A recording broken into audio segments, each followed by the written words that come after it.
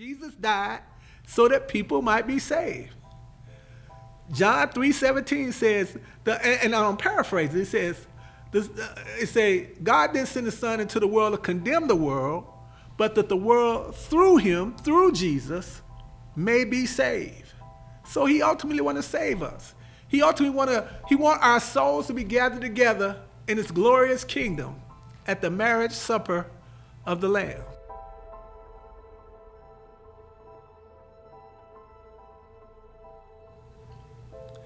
The Lord has a strategy, and it often works out very differently than we might think.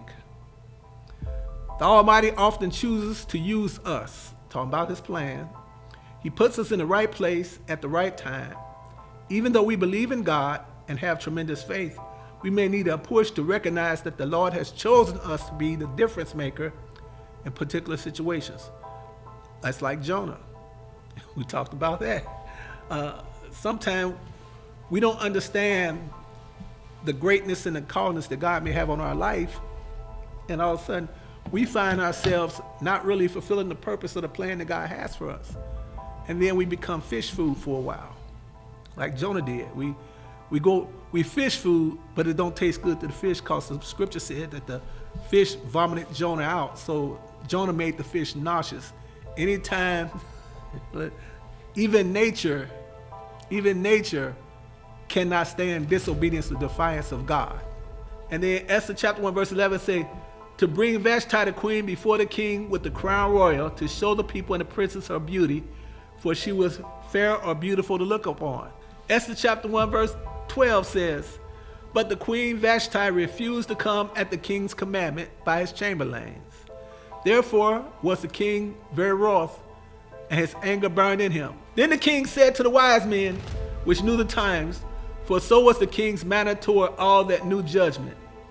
And the next unto him was, and they have all these names, and I'm going to just say the next unto him was the 7 princes of Persia and Media, which saw the king's face, and which sat the first in the kingdom. These are the closest advisors to the king. They're his, they're his inner circle. And so then he asked his closest advisors, he said, what shall we do? Verse 15, Esther 1 verse 15. This is set in the backstory for Esther and her coming to the throne. It says, what shall we do unto the queen Vashti according to the law? Because she hath not performed the commandment of the king Ahasuerus by the chamberlains. Esther chapter 1 verse 16 says, and Memucan answered before the king and the princess, Vashti the queen have not done wrong to the king only. In other words, what she did, it wasn't about just an offense against you, king, but also to all the princes and to all the people that are in all the provinces of the king, 127 provinces. When everybody hear about what your queen did to you, how she defied you, how she disobeyed you, how she did not respect your authority.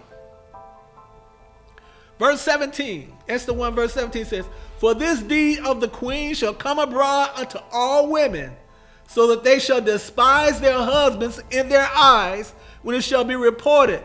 The king Ahasuerus commanded Vashti the queen to be brought in before him, but she came not. In other words, once the word get out that you commanded your wife to come to you, and she didn't come, then you're going to cause all the women in the kingdom, 127 provinces, you're going to cause from India to Africa, you're going to cause all these women within your kingdom and your span of control, you'll cause them to despise their husbands and be defiant just like Vashti was. And the advisors told King Ahasuerus, they say, listen, if you don't handle this, these women going to have contempt and wrath for their husbands. These men ain't going to be able to do nothing in their homes, man. You got to deal with this queen. You got to answer. You got to do something with her. You got to do something with her. Man. Esther 1 verse 19 says, if it please the king, let there go a royal commandment from him, and let it be written among the laws of the Persians and the Medes, that it be not altered, that Vashti come no more before King Ahasuerus, and let the king give her royal estate unto another that is better than she. You gotta do something with that. You gotta handle that, king. Now they had to speak to him respectfully, but they say, hey, respectfully, king, you gotta handle it. You can't have the queen disobeying and defying you. You gotta handle that. Her job was to look pretty for you. She had one job. Vashti. She had one job. That was look pretty for you.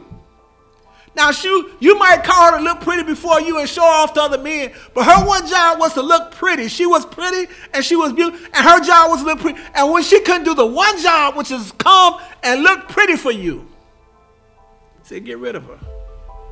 It's that simple sometimes with some of these relationships. Sometimes the women, they only have one job. And sometimes they can't do the one thing. One job. Look, when God, let me tell you what God gave. When God, he took woman from the side of the man and created woman, male and female, created he them in Genesis chapter 2. He gave her one job. He said, I created a help me. You got one job. Help your husband.